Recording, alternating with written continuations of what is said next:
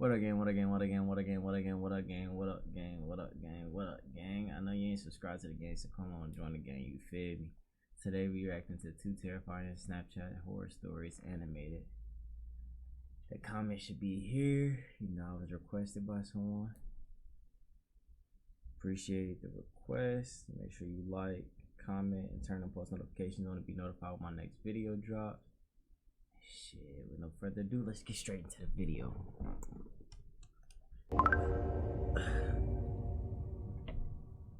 This shit ain't gonna be nothing. This all happened a few months ago when I met Veronica at a mutual friend's house party. We hit it off immediately as a beer pong team, so she gave me her Snapchat and we spent the next week exchanging videos. At first, it was casual, mostly memes and just videos of whatever we were doing at the time with goofy filters over it. Like, I sent Veronica a snap of me cooking breakfast and then slapped a psychedelic lens over my face that made me look like a hippie. After about a week, Veronica started sending me flirtier snaps. Nothing wild, just stuff like blowing me a kiss at the end of a video or using a heart emoji filter. I was vibing with that because Veronica was gorgeous.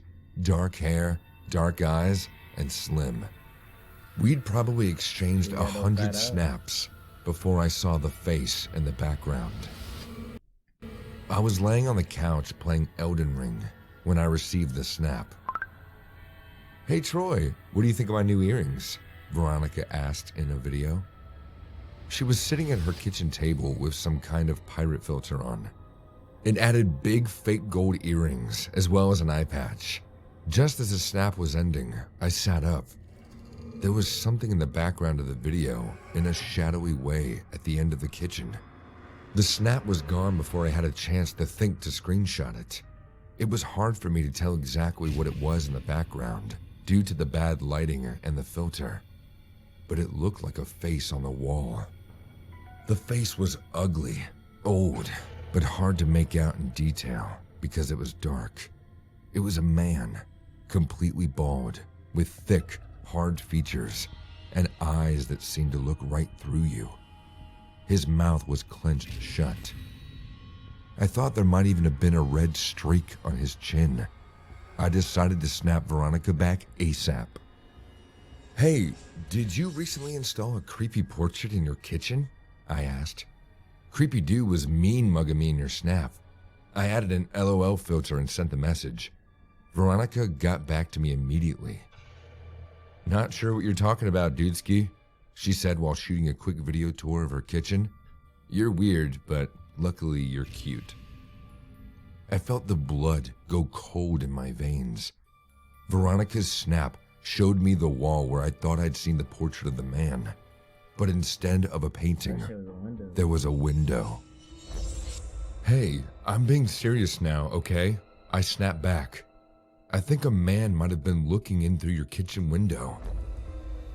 Veronica looked nervous and a little angry in her reply. She didn't bother using any filters. "Troy, if you're messing with me, that's not okay. Don't try to scare me." This latest video had Veronica walking around in her living room. All of her curtains were open, and I could see the night sky clearly around her house. Hold on. I also For one, it's nighttime. You got your curtains open. You tripping? That motherfucker stay closed. Stay closed.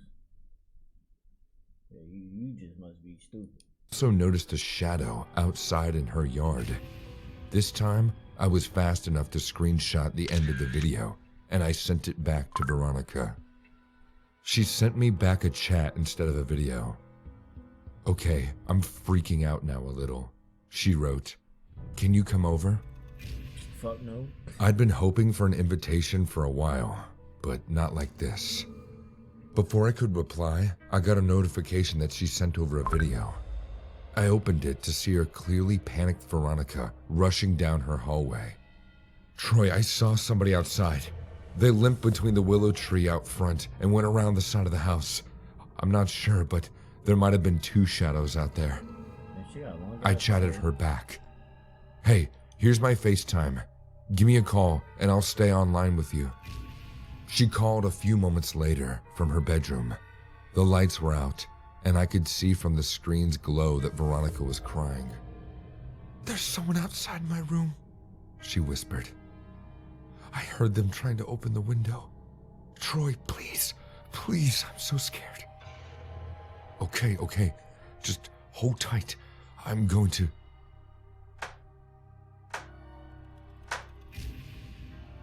Someone was pounding on Veronica's front door, hitting it hard enough to rattle the window all the way in her bedroom.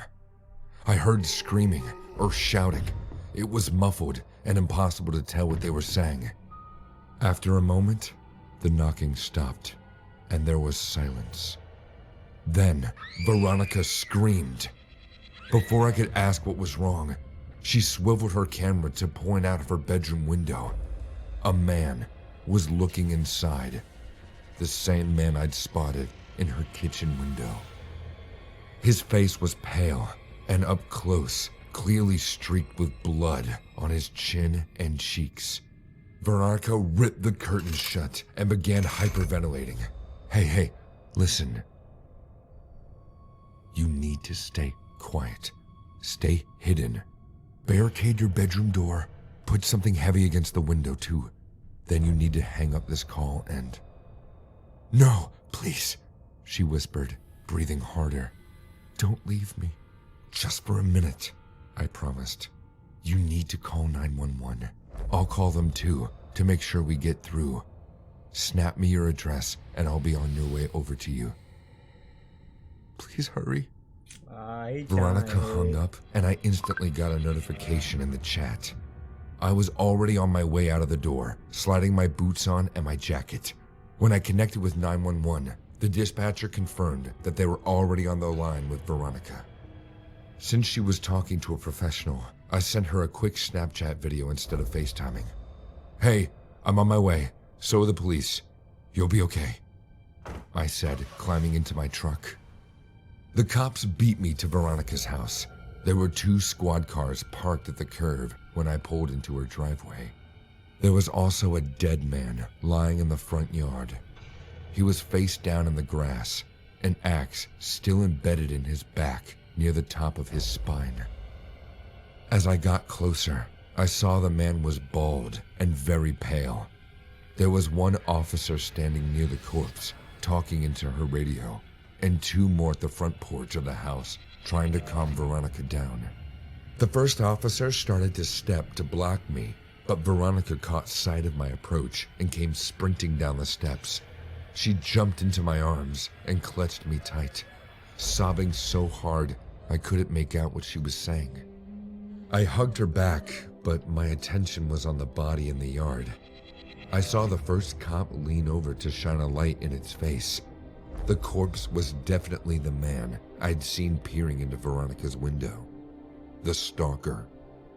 The potential home invader. I doubted Veronica was savage and composed enough to put an axe into his back. So, who killed him? The answer became clear when more police cars arrived but stopped 3 houses down instead of at Veronica's. When I was finally able to get Veronica to calm down, I let a paramedic look over her while I walked down the street. This time, a cop did stop me at the edge of the yard. A crime scene technician was marking off an open door to the house with black and yellow tape. I was able to see a woman's body lying in the living room floor before they shuffled me away. The rest of the story came out in the paper that week. Veronica's neighbor, a middle-aged couple that just moved in, were brutally murdered the same night she and I were exchanging snaps. The wife died at the scene, but the husband was able to flee and most likely made his way next door to ask for help. Only that family was on vacation, so he moved to Veronica's house, creeping in the yard in case the killer was in pursuit, which he was. The man probably tried to get Veronica's attention, quietly at first, then started pounding on the door when he realized he was being followed. He ran around to her window when she didn't answer. That's when the killer must have caught up with him and planted an axe in his spine as the man tried to dash across the yard. Hold on. Why I gotta be a black dude? That's fucked up. Why I gotta be a black dude? And it's supposed to be scared. Shit ain't scared. Shit for a simp. See? I know Veronica blames herself for not opening the door, but how could she have known that her stalker was really a victim? Besides, all that might have changed was the police finding 3 bodies instead of 2.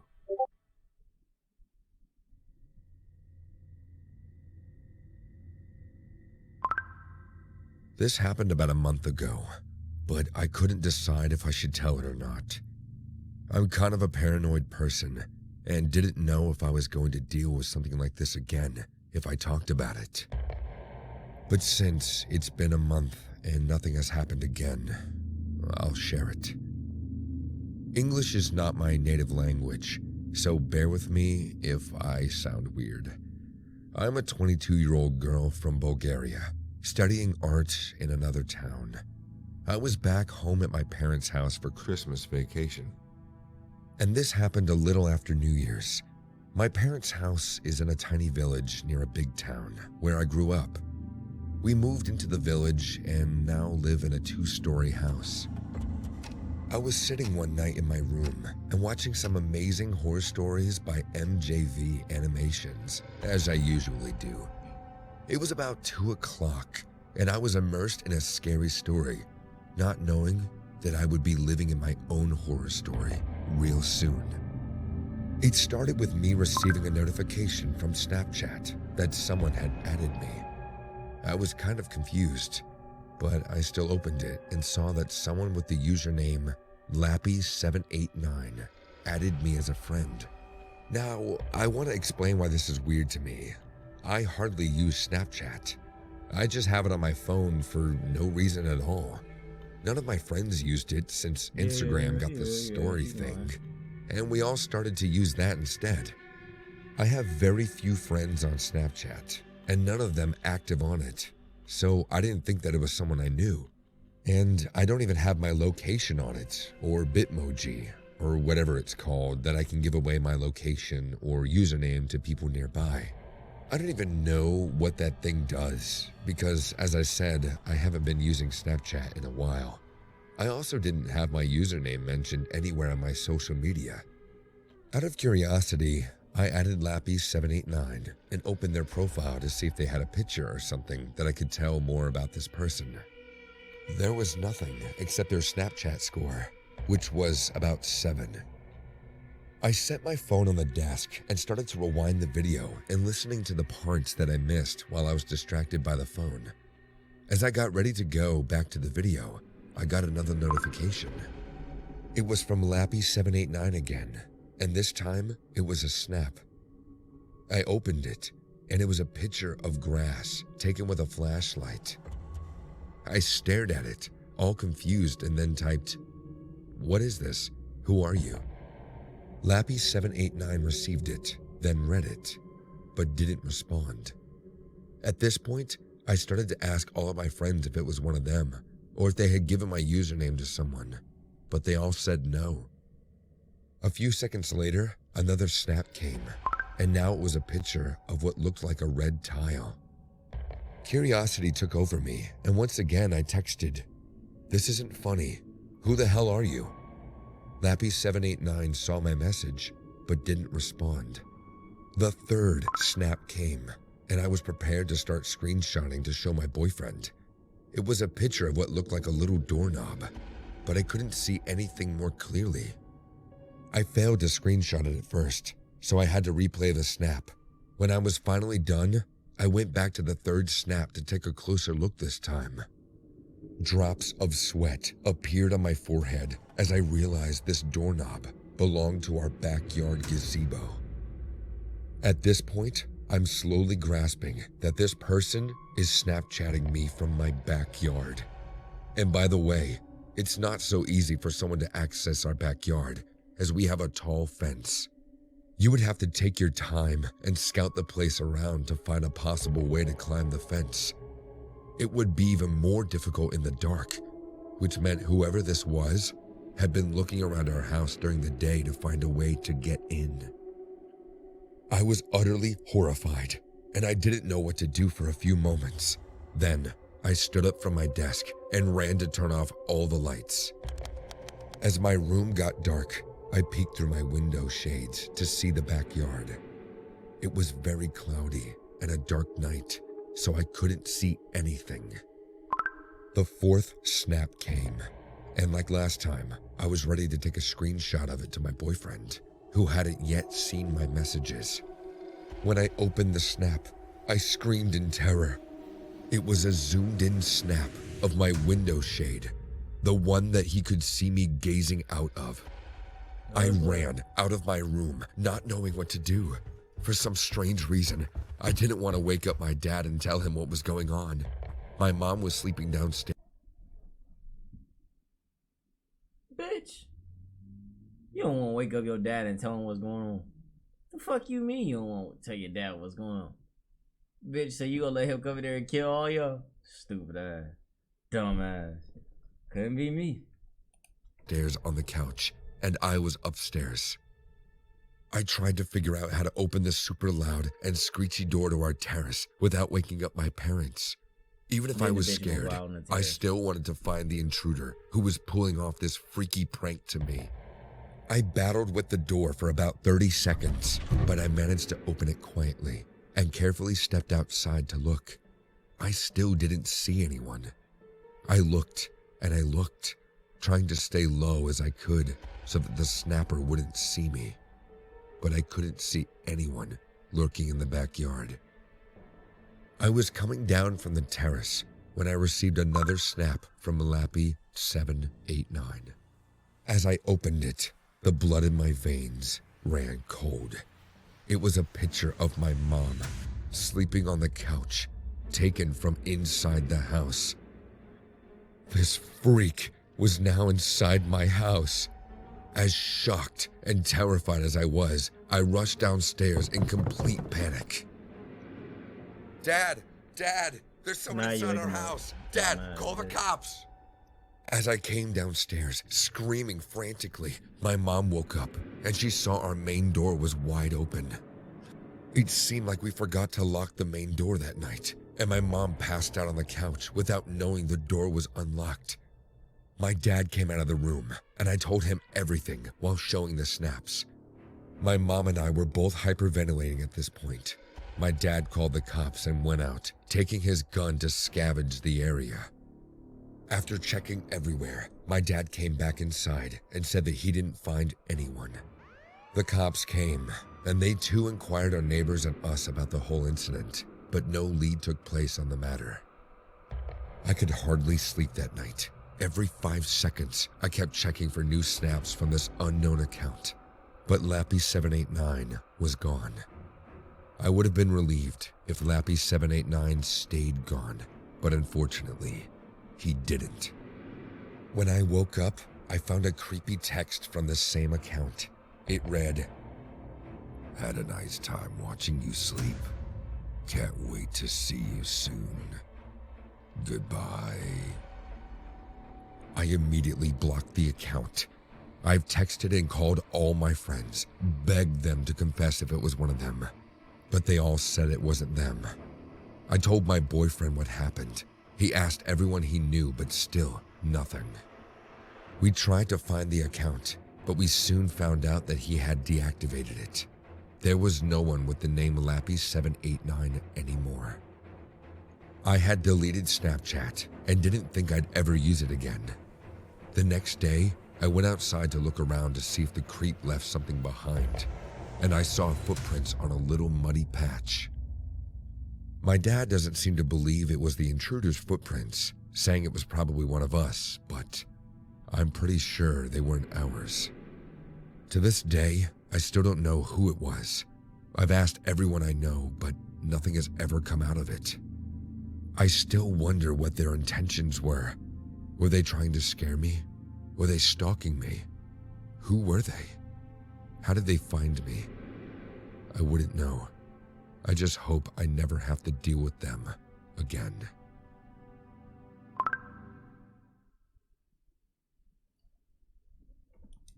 Alright, look.